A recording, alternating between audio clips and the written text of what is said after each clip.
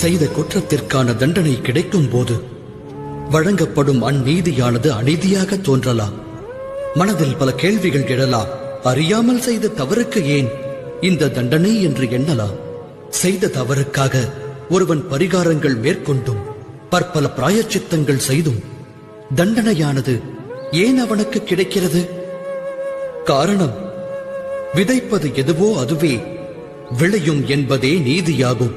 வினை விதைத்தவன் வினை அறுப்பான். ஒருவர் அன்பை பொழிந்தால் அவர் சுகத்தை பெறுவார். ஒருவர் உயிரை பறித்தால் மரண தண்டனையைத்தான் பெறுவார். செயலுக்கேற்ற நியாயம்தான் கிடைக்கும். அப்படியென்றால் பிராயச்சித்தம் பரிகாரத்தினால் பலன் இல்லையா?